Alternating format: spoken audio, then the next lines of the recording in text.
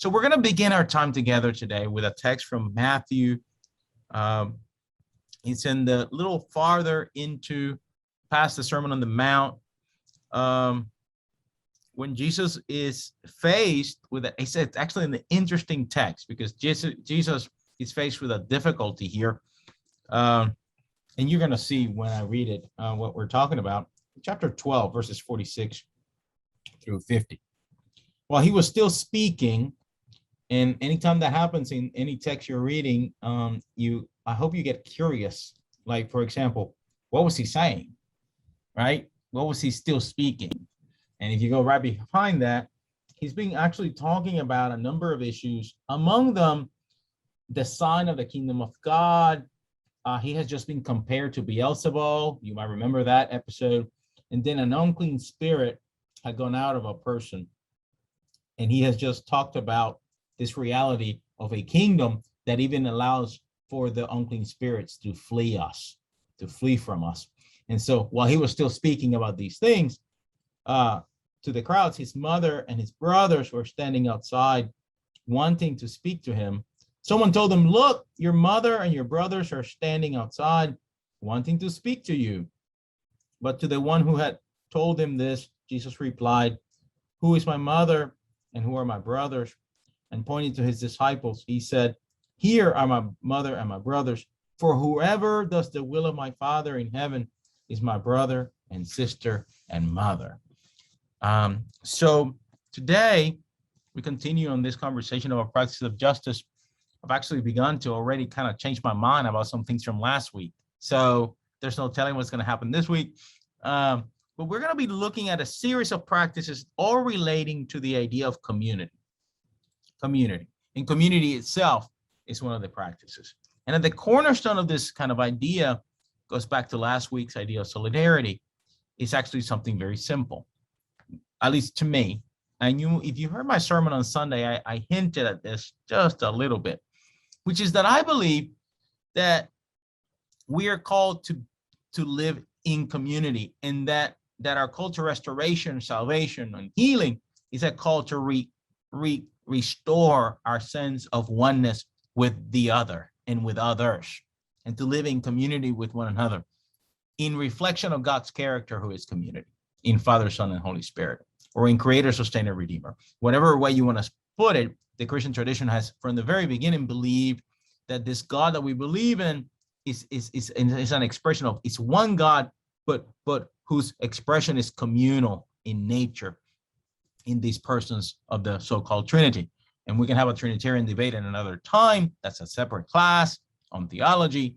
But for now, it's this idea of community. And Jesus then extends kinship, as you saw in this episode, extends kinship beyond the traditional bloodlines. And although it doesn't seem necessarily very radical for us, it should, because he was certainly very radical in the first century when he said it. And so let us pray together as we begin.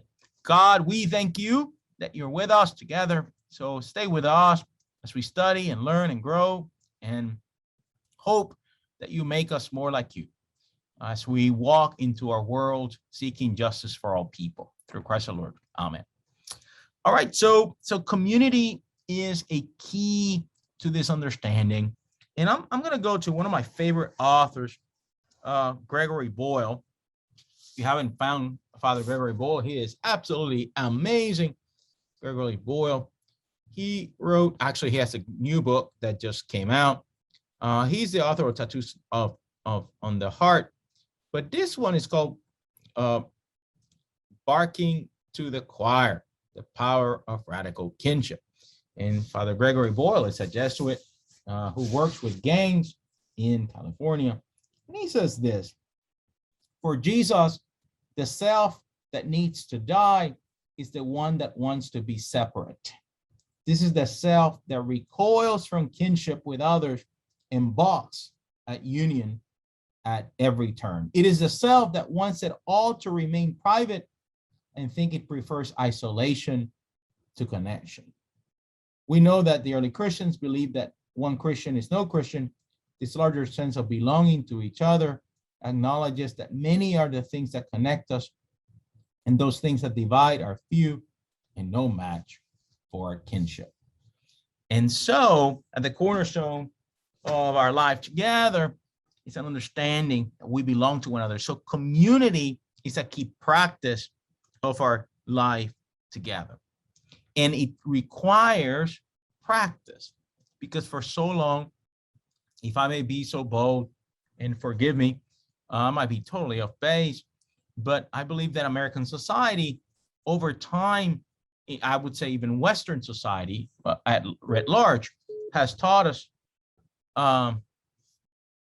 has taught us that it's all about us as the individual.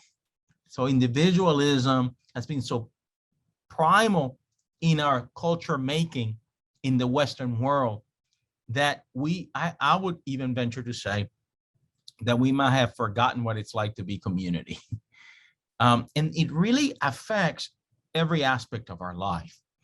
And so it's fascinating that one of the exercises of community, I believe that's still present among us, is worship, the worshiping of God's people. It's a primary practice of being community.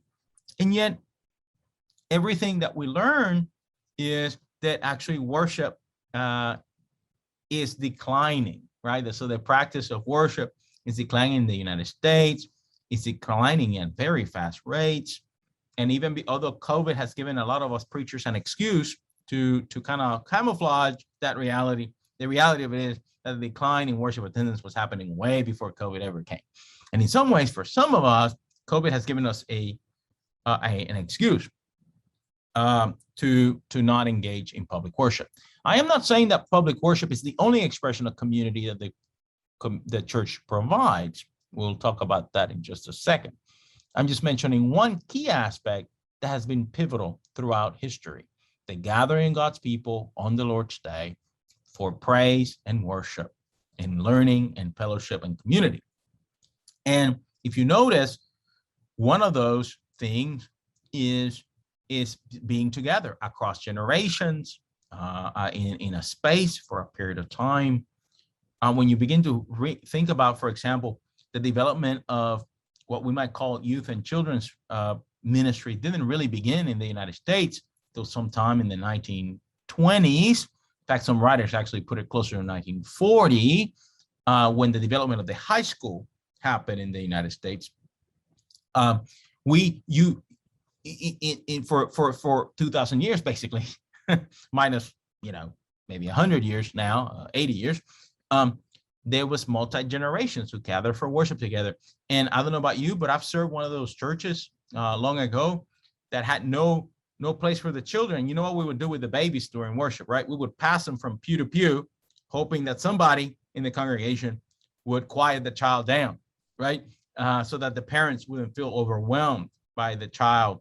And when he was toddlers, this little church would have candies. They would give, they knew they could go to the third pew from the right, and Mr. Mike always had candy for me, or they could sit on Miss Sarah's lap and read a story with her in the back.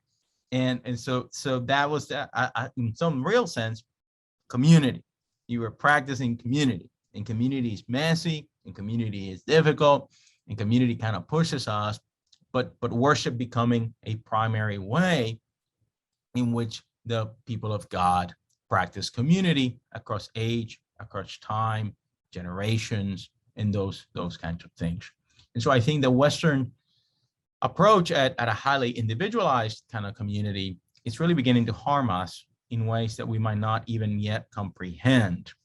And so we need to, as Gregory Boyle reminds us, reclaim the power of community around the power of friendship and around the power of kinship, right? Which crosses the lines of blood relationships into chosen relationships.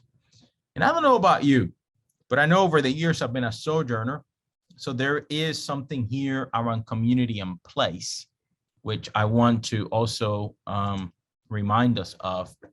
And that is that there is, for some of us who are sojourners, then the church became that hub home away from home, of community away from the natural blood relationships. So for example, for my children over the years, they only for a period of time of 3 years that they lived close to their grandparents.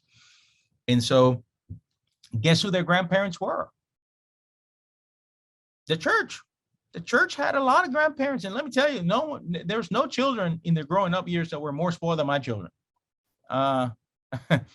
Because the church adopted them as their own. I still remember a high holy season, a Christmas Eve service. And when you live in South Louisiana, one of the interesting aspects of life down there is that it's very Roman Catholic in its culture.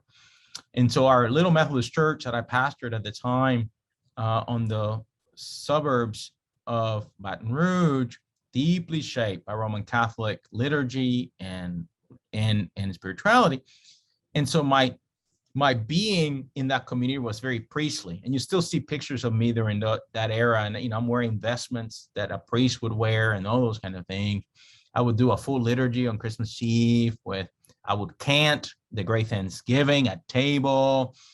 And so there we were doing this great high holy thing. And I was holding the bread really high, like you do in a high mass. And I said, this is the body of Christ. And all of a sudden, out of the corner, my, at the time, 3-year-old started laughing and saying, ha, ha, ha, Daddy's funny. And of course, the whole place started laughing. The church was packed. And since my spouse, Shannon, was singing in the choir at the time, the couple that was holding him was a middle-aged couple that had children in college. And they loved their children would babysit our children. And so they were like embarrassed that they couldn't control my child, right? But it was a beautiful reminder in a holy time that out of the mouth of babes, and that the community parents together. So one of the key practices for me of justice is this idea of community, deep community, real community, vulnerable community. And if you think about the rhythms of church life, we think about baptisms and how that, if you were here this Sunday at 10:30, that was one of the cutest babies I've ever seen at a baptism. So it made us all not just chuckle at times, but also, at least for me, a certain recognition of how pivotal this moment is for all of our lives when we baptize a child. But there are other moments. There are moments when we grieve together. I'm thinking of funerals, for example, where we come together and truly grieve as a body. We surround the family with love and affection and connection. Things, of course, although not as much these days because most couples are getting married in other settings, but I'm thinking marriage as another moment of community building in a community. But I'm thinking too of coffee hours in the church and of potlucks and of prayers groups, Sunday school classes and small groups. All of those create a certain sense of community. So I believe community is a key practice of our life together. Now, another practice that that is interconnected is the practice of friendship. I remember reading a book a long time ago called Soul Friend when I was doing spiritual direction training about 15 years ago. And it was a recognition of the importance of friendship. Some writers are telling us that one of the things that there's some commonalities in the lowering the numbers of marriages in the United States, right? So yes, we know that divorce rates are high. We also know that there's a shifting in life together and in marriages. But one of the things we don't talk very much about is that actually there's less people actually getting married than there used to be, right? And so, but one of the key components of some conversations I was reading recently is that we have made marriage in the United States, in the West, the end all and be all of relationship, right? And that instead, the writer, who was a sociologist, was saying we should talk more about friendship. So let me give you a personal example. I've been married to my spouse for almost 20 years. We've been together for almost 23 years.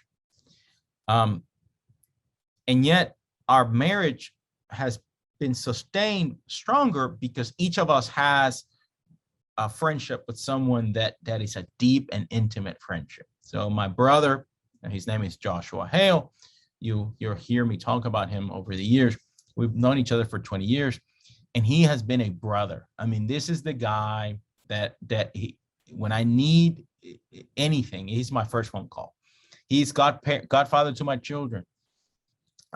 He's the guy that when I went through a vocational crisis in one of the churches I served, my spouse called him immediately and said, "Would you come?" And he drove 5 hours that same day to sit with me. He's the guy that when his spouse went into early labor, he called us and we were living 4 hours away. And guess what we did? We dropped everything and got in the car and went to be with them during this very difficult time. And my spouse is a similar friend who's a sister to her. And I sometimes, when she's having a tough day or when something's kind of interesting going on in my spouse's life, I ask her, "Have you called Amber about this?" "I think you need to call Amber." Sometimes I've called Amber and said, "Hey, you might want to check with your sister. I think she's having a bad day." Right? And so our marriage is better because we have these kinships with these other humans in our lives. And we have these intimate relationships with these other people.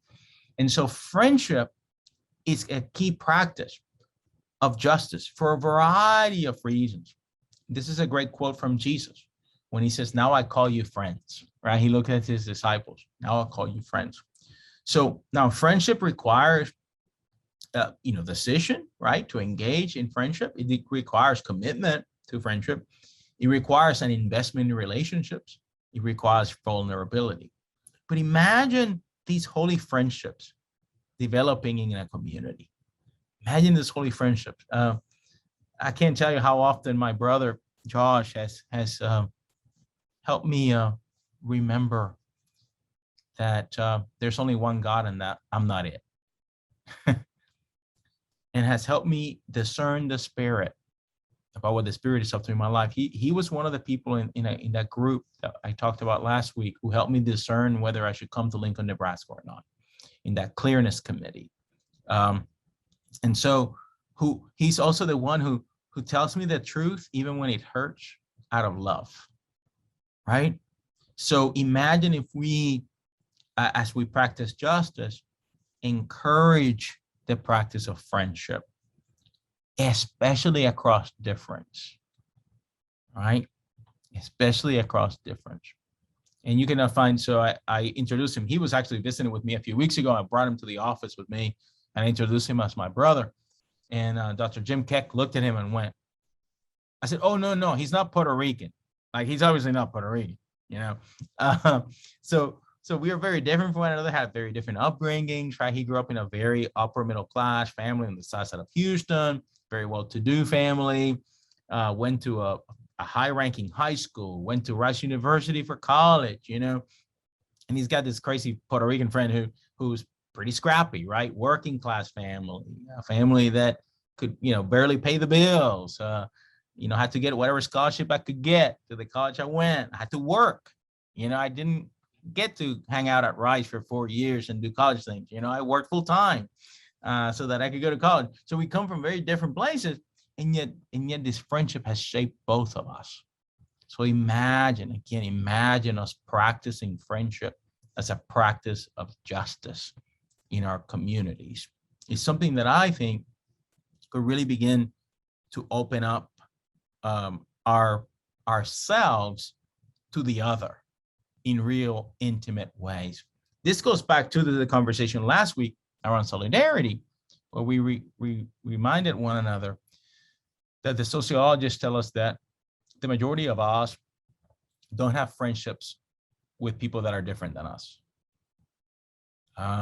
Something like 90% of white people only have friendships with people who are white and normally in the same social class even. So it's not just that we're racially not having diversity in our friendships, is that we're also socioeconomically not. So it becomes very difficult for us, no matter where you're on the spectrum, for us to be able to understand the other. I can tell you one thing. My brother's story and his upbringing has helped me be a lot more forgiving and a lot more thoughtful about people who are upper middle class or wealthy. He has made me more aware to not objectify people who are there out of my own narrative, out of my own struggles, out of my own story. But it only comes because we have this friendship over time.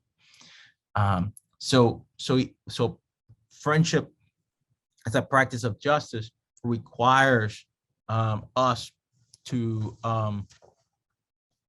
be intentional and to search for those connections beyond the superficial. How are you doing? Or fine. We're also learning too that the older we get, the harder it is to make new friends.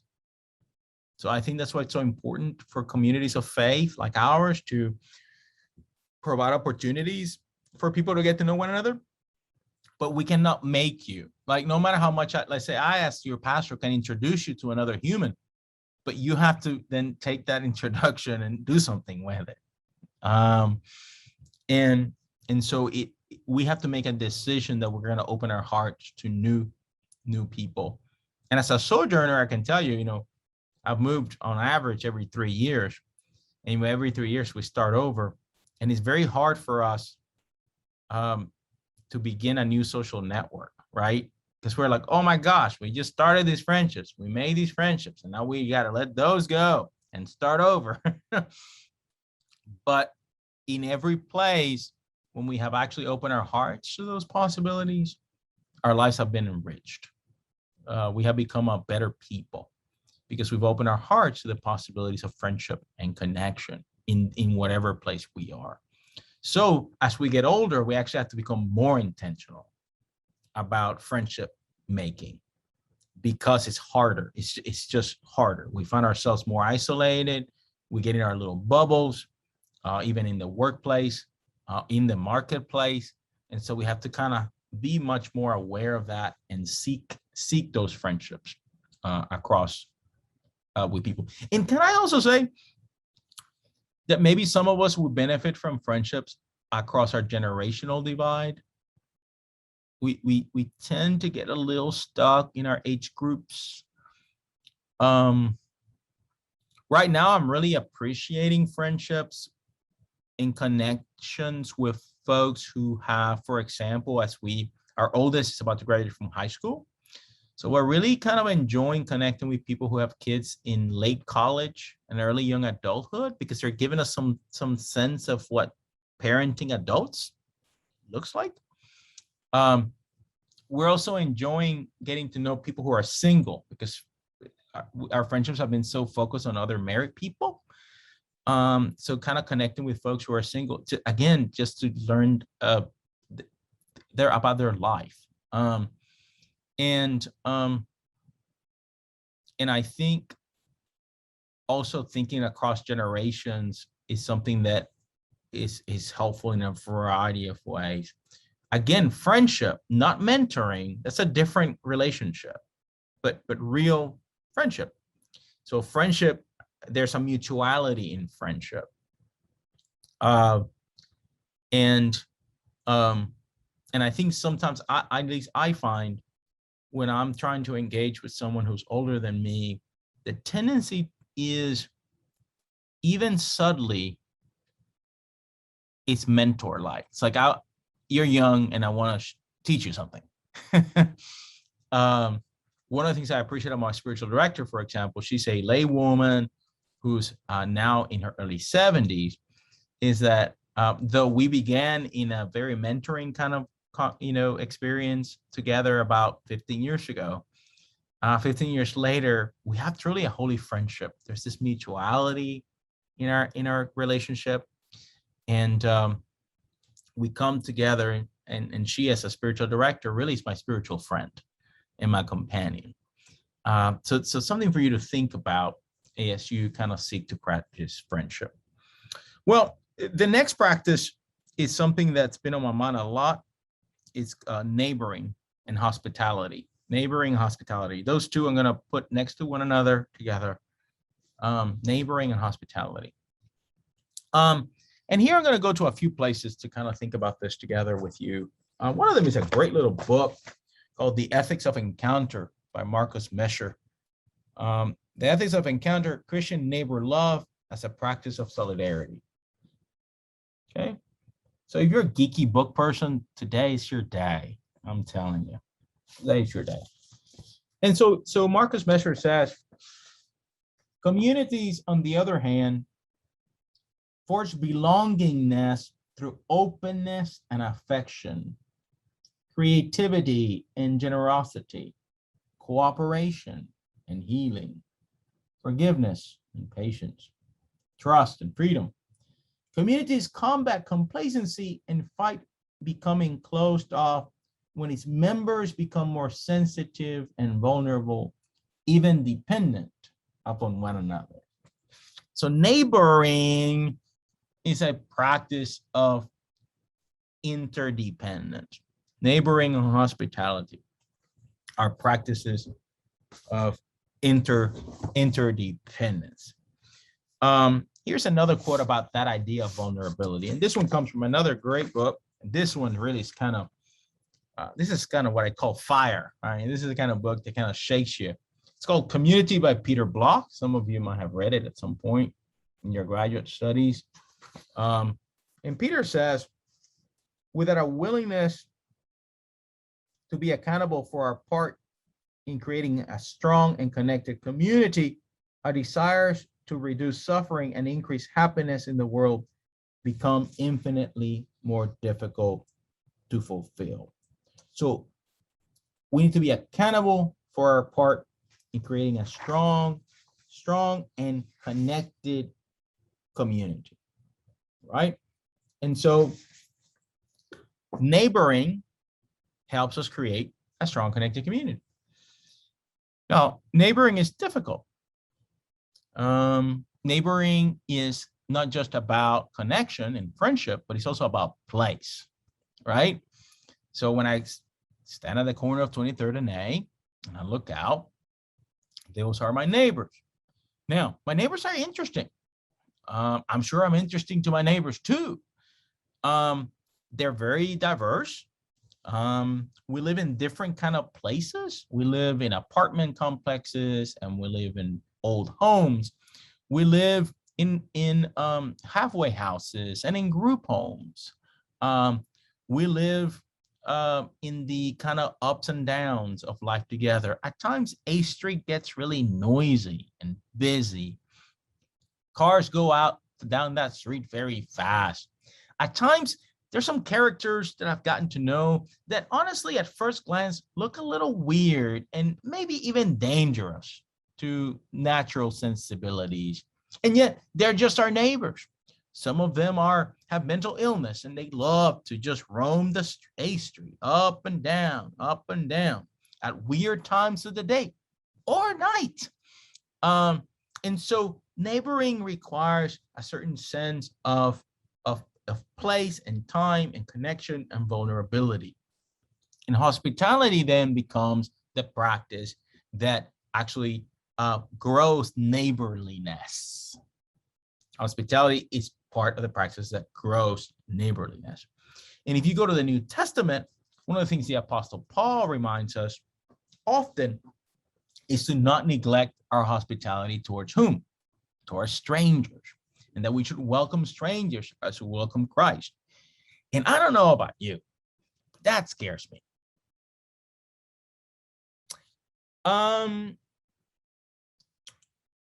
I rather just meet people in other places. I'd rather not go to people's homes.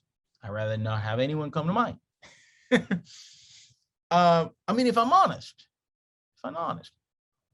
And yet, if we're to live as neighbors, there has to be a certain sense of openness. So sometimes, like me, one of the things I'm trying to do in my life is I'm trying to sit in my porch more often, at least once a day. A porch seems open and yet still private, right? I can go inside if I need to. And I feel freer to just welcome people to sit with me on the porch of my house, or to greet people as they walk by. I also love it when I walk today. I went to a quick lunch at the house, walked from First-Plymouth to my house. And along the way, I met some neighbors, right? They were on their porches and their yards. And we just greeted each other, right? So being on the porch in the front yard provides a certain way of practicing neighborliness and hospitality that's not as in your face. Now, it cannot stay there. It has to be more. And I believe that one of the practices of justice has to be recovering that hospitality and neighborliness. And sometimes in the church, it might begin with us. In our own setting as a congregation.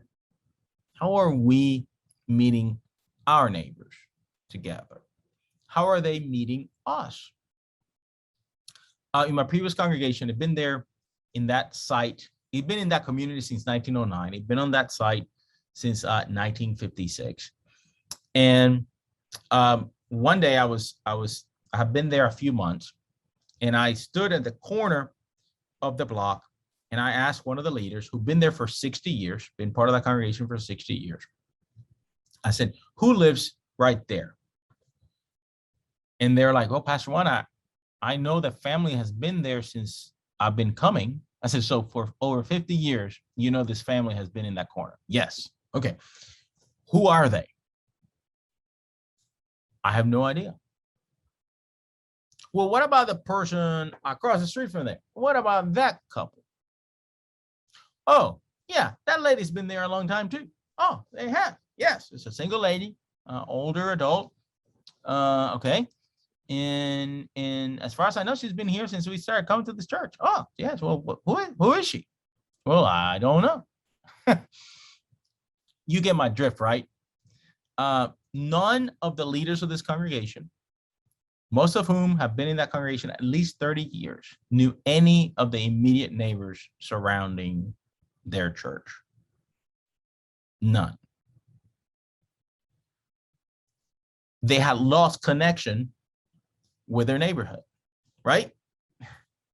Now, to be fair, when I would visit some of these folks, they didn't even know the neighbors next to them in their homes, right? I mean, just to be fair, the reality of it was that they even know their own neighbors.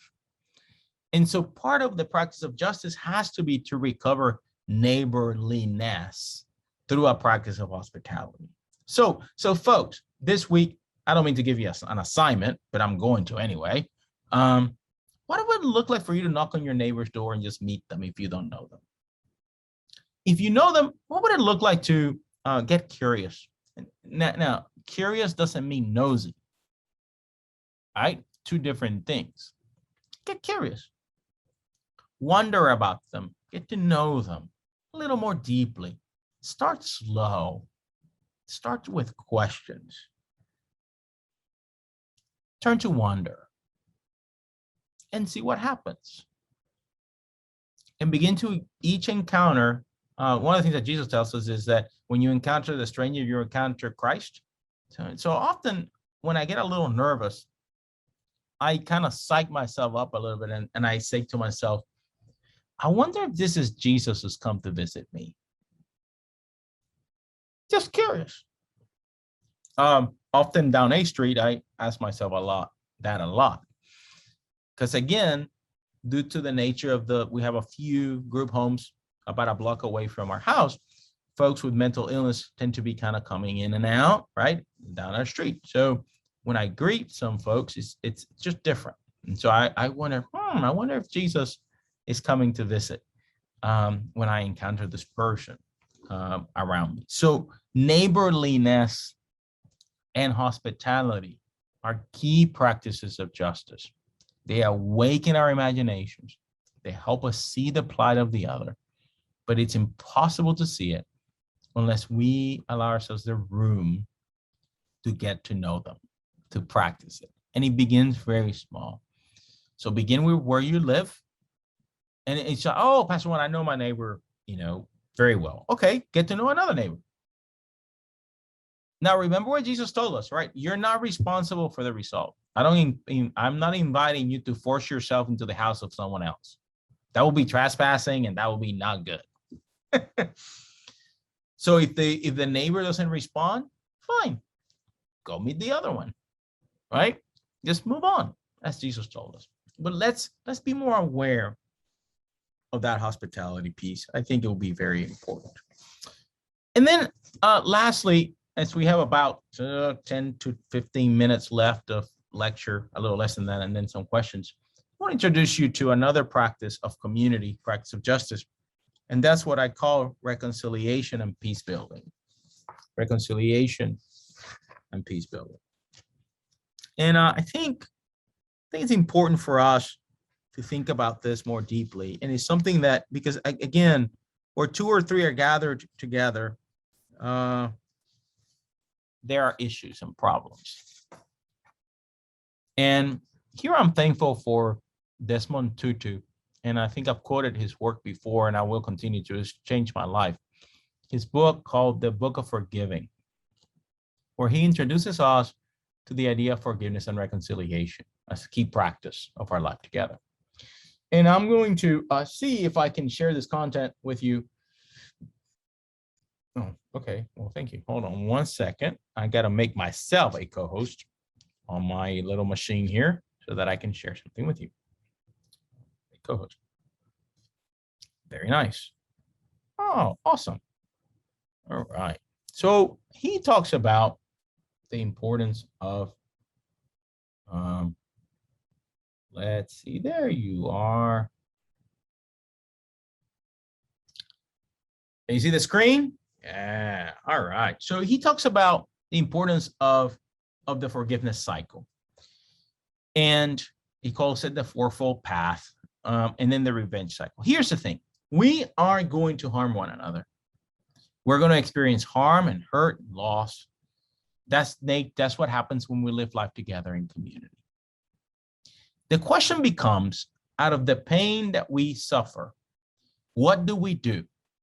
What do we do out of that pain? And so Tutu introduces us to some things to think about. He says that often in our tribalness, we choose harm out of our pain. That's very natural. We choose harm. And then in choosing harm, the next obvious step is that then we see that other as less than human. So we reject our shared humanity. And out of that rejecting of our shared humanity, and we remember last week we talked about dignity affirmation, right? The importance of dignity affirmation. So out of that rejecting of our shared humanity, out of that rejecting that dignity of that other, then that's when revenge, retaliation, and payback begin to emerge in our hearts and in our minds and in ourselves. And that always ends in some kind of violence and cruelty. Always, every time. Which then what happens? Continues to extend the cycle of hurt, harm, and loss. This is the whole thing about, I remember telling my children that when you got hit, never to hit back, because I just continue the cycle of violence. That's also why we stopped spanking a long time ago, right? Because violence is never the answer towards reconciliation. And can I say it's never, ever, ever the answer, period, full stop. And yes, your pastor is a hopeful pacifist. Yes, I have done all the ethical exercises, like what happens if a stranger comes into your house and wants to kill you all, right? I've done all that kind of philosophical and theological reflection on all those things. I'm still a hopeful pacifist, right? So even when you choose violence, I recognize that violence will only births more violence, right?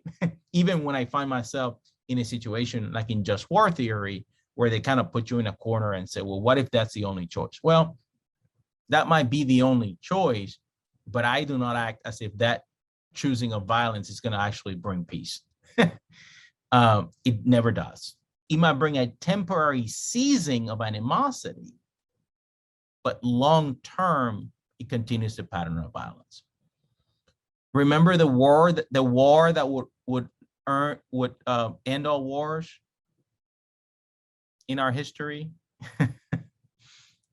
I'm just going to leave it there. Obviously, that it did not. So what does Tutu say? Tutu said, well, then we have to get into a different cycle. And he talks about the cycle of forgiveness. And the first part of the cycle of forgiveness in our engagement with another is to choose to heal. Instead of choosing to harm, we're going to choose to heal. There's certain agency that we have when we suffer hurt or harm or loss. There's some agency we have. So we choose to heal. In choosing to heal, we are then choosing a pathway. This pathway is not perfect. This pathway requires some thinking and some reflection, but it begins with telling the story. Telling the story of what has happened, telling the story of the hurt, the harm, or the loss. Notice that this process invites us to tell that story. And often in Western society, our initial tendency is to actually hide what happened. And that's when a shame cycle begins. So telling the story puts it out in the open, right? And that's very uncomfortable. This reminds me of the whole debate around critical race theory right now going on in our country. Now, I will have to acknowledge, as one who has studied critical race theory in grad school and continues to read about it, that it has been blown out of proportion and all the things, and both left and right have gone nutso over these things politically and used it as a big bat against the other. I don't like any of that. What I would say is that I believe that you cannot heal unless you tell the actual narrative of what happened. And that actual narrative is always painful. For example, in my own personal story, my abuelo on my father's side, my grandfather on my father's side, was a physically abusive human towards my grandmother, towards my abuela. I mean, like beat her and send her to the hospital type of situation. That was just the reality of their story. I don't gain anything because of my love and affection for my abuelo by denying that reality. I don't. That was just real. Now, as my grandmother herself would have told you years later, he was an abusive human, and he more than once sent her to the hospital and all the things and did some horrendous things. But by the time my father came into the picture, he was much older, and he was not as violent any longer, and he was actually very loving towards my father. So my father's memories of his father are beautiful. He has beautiful memories of his father. And my grandmother always said, never wanted to take that away, while at the same time holding the tension of the reality of his behavior, right? So when we tell the story, we have to be willing to do the difficult work of dealing with it. And as I said in my justice class a month or so ago, that also happens in Scripture. Scripture never hides the reality of the Israelites and what they did or didn't do. It never hides the reality of the leaders of Israel and what they did. In fact, sometimes you wonder, my gosh, why would you say this about your own leaders? Because remember that as we tell stories, stories can heal. And the narrative of Scripture can help us to heal by recognizing what happened. So the number two thing you do is naming the hurt. What happened here is in telling the story, you name the actual hurt or harm or loss that this has created. This is not like forcing your kid to apologize to their sibling. And you know, we do that as adults. I am so sorry about whatever it was that offended you. Sorry, that's not an apology. That does not restore.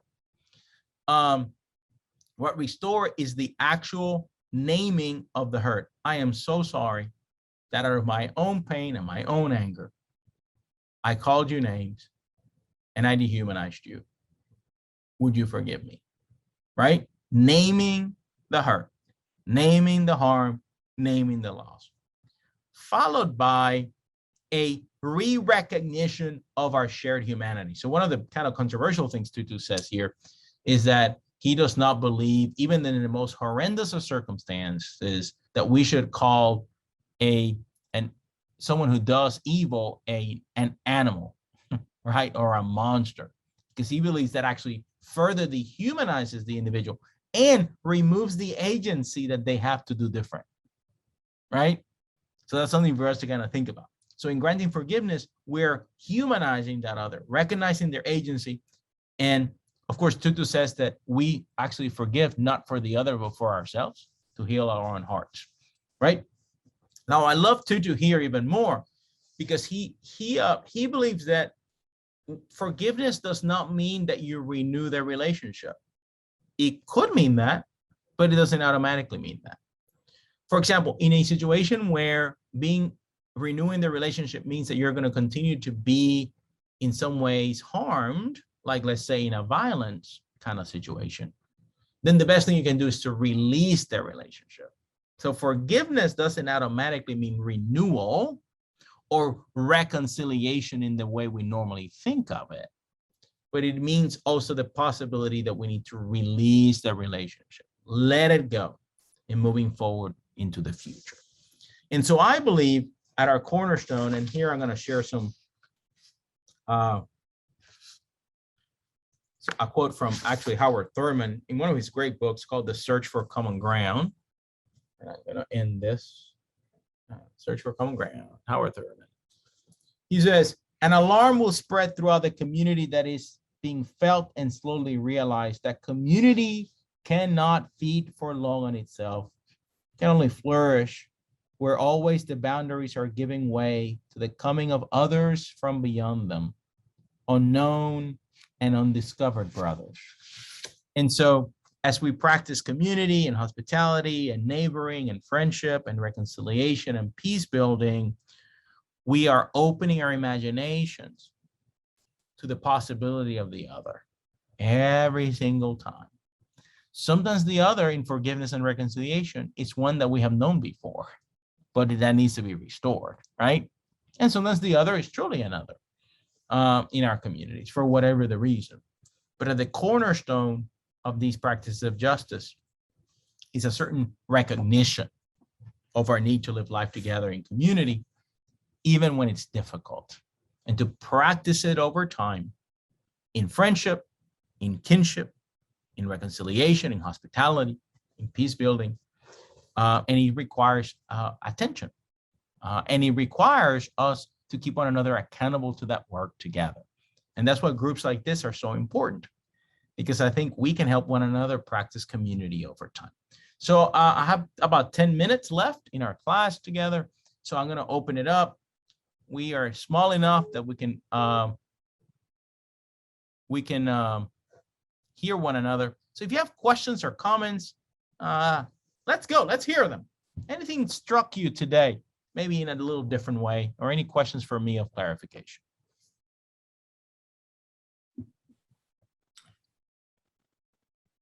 So Juan Carlos, is community then the name of the second cluster as you're thinking about practices of justice right now?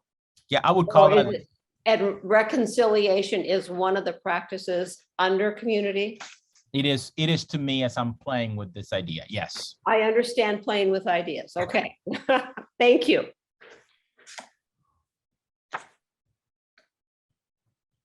Anyone else, clarification or comment or something that struck you today that you're like, never thought of that? Let's see, Bethany, what are you up to here?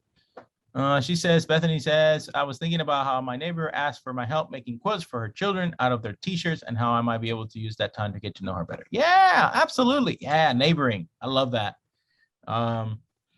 Yes, taking those opportunities to come alongside. You were talking about acompañamiento last week, right? Coming alongside. So any opportunity we have to come alongside. Today, I took a long walk down the Everett neighborhood with one of the community learning center leaders at the Everett elementary school. So she took me around the neighborhood a bit and met some new people. And, I love meeting some new people now. And there were some business owners, there were some parents, but there was also a homeless guy who recently kind of arrived in the community and is living out of his vehicle. And so had a great conversation with him about life, about his life. Yeah. Any questions, comments, or something that struck you today that maybe hit you in a way that you never thought before?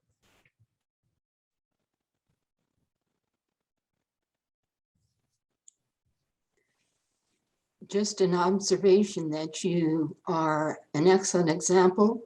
You walk the talk, and we can learn from not only what you say, but as importantly, if not more importantly, what you do. I think for me, in my own story, and you all get to know me over time, you know, I grew up in a culture that's very communal in nature at its core. So I remember coming to the States when I was almost 14, and there was this loneliness that I felt because the culture around me was so different than what I remember growing up. And so I think for me, to be honest, doing these things that I'm doing now is salvific for me. It's healing for me. It makes me a person that, it makes me more like the person that I want to be in the world. And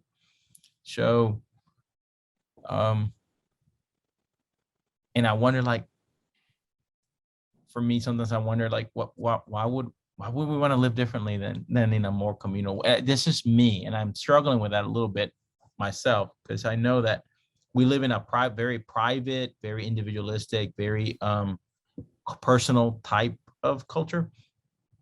And I recognize, like, one of the messinesses of neighboring and living community is kind of everybody seems to be on everybody's business, you know.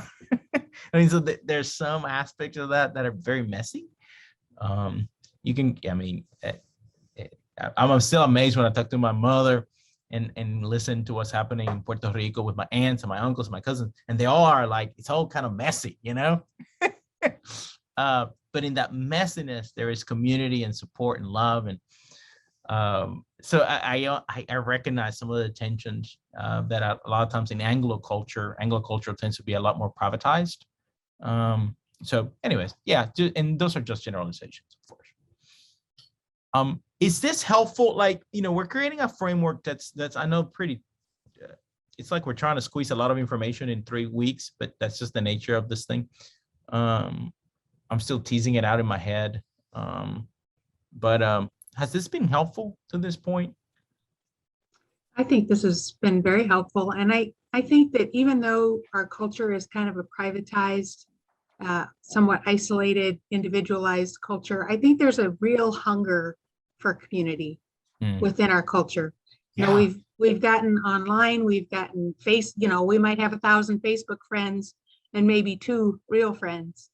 And it's such an artificial connection with people so often online that I think there's a real hunger for real, tangible, in-person neighbors and friends and friendships and community.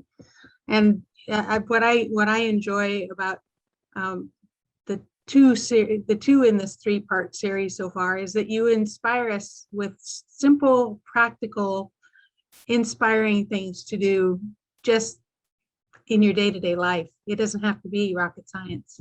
Just reach out. Yeah, the other one that I think is connected to this is the idea of belonging. And we could spend a whole hour talking a little bit more about belonging, or a lot more, because community means that you belong to someone and someone belongs to you. You know, it's a two-way, there's mutuality there. And maybe in American culture, we might enter that conversation of belonging around family. Although in American culture, remember, family has become the so-called nuclear family, which is actually an invention of the 1950s. Just part of what was happening culturally during that era in the United States among Anglo communities.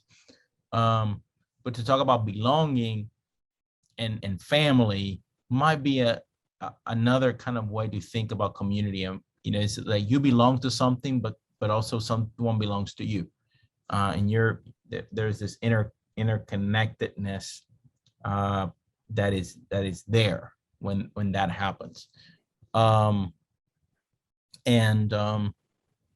Yeah, so keep on kind of rolling that in your head a little bit too, because I think there's a lot of hunger for belonging in that I'm hearing in people's stories. They might not even be able to recognize it as that. But when I put my spiritual ears on, I go, oh, you need to belong to something, to someone, to a body. And think about, hey, folks, let's get real, man. Like, think about this obsession with like football teams that are so common in American society. And I don't mean in a negative way. If you love football, that's cool, man. I don't have no, but at the same time, part of that is belonging to something. And the rituals and the liturgies of football are fascinating to me, because many of the same people would say, I will never attend worship, but they don't miss a football game. And I don't mean it in a shamey way at all. I'm just curious as to that idea of belonging. They wear the team colors. You tailgate and gather with other people that are like-minded. Some folks even spend money, like major dollars, in all these things. And you wonder about, well, those are the liturgies. Those are liturgies. Those are liturgies of belonging.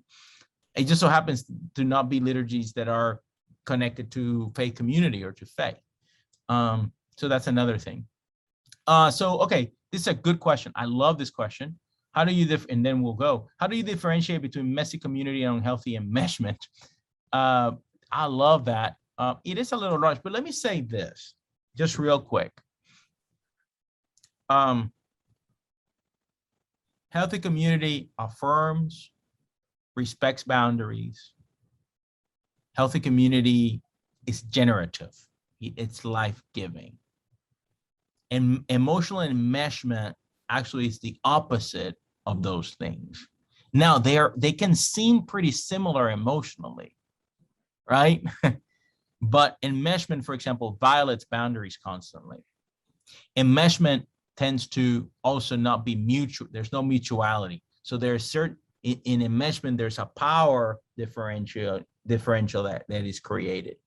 And there's a power over type of relationship that develops. Or a codependence versus interdependence, right? That develops. And I would say my own story, to be very transparent. One of the difficulties of my 20s, when I had a really nervous breakdown, you won't want to call it that, was around me living for so many years in a codependent system due to my mother's mental illness. So my mother has bipolar disorder. So due to my mother's mental illness, we developed into this codependent system. And then all of a sudden I found myself married and in grad school and away. And there was a crisis. And among the crisis moments, then I had to learn to differentiate between codependence and interdependence, right? Between kinship and abuse. And begin to draw certain boundaries that long-term help me be a better son, husband, father, human in the world. But in those years when I was still trying to figure it out, it was very difficult. And my mother, God bless her, because of her mental illness, had a real difficulty adjusting to how her son was trying to live in the world. And it created conflict. And so that's almost another class around healthy being in the world. Here, as it relates to church, there's a great book called The Emotionally Healthy Spirituality. Emotionally Healthy Spirituality. And Sazero wrote it. Hold on. This is one of those books that is heavily highlighted in my desk. Emotionally Healthy Spirituality, Peter Sazero. Though he comes from a deeply evangelical background, this is some of the best stuff I've read around a healthy spirituality, emotionally, and an unhealthy one, especially in communities. So that's something for us to kind of think about together. Whoa, listen, this has been a class and a half. But I'm thankful for you and for our shared work. Thank you for being with us. Next week, we're going to gather one more time for our third session. If this has been helpful, awesome, let me know. If there are any of these themes that you think, oh, Juan Carlos, let's flesh that out a little more, send me a note about it, because we're already putting some thoughts together for our classes. So I'm probably going to teach a 2-week thing in December, but for sure in the spring. So if you have some ideas, send them to me. Say, hey, Juan Carlos, let's do this, let's do that, let's do the other thing, so that we can start kind of maybe looking at some spring things that we might do together. So peace and love, and may the evening be filled with surprises by the Holy Spirit. Bye-bye, everybody.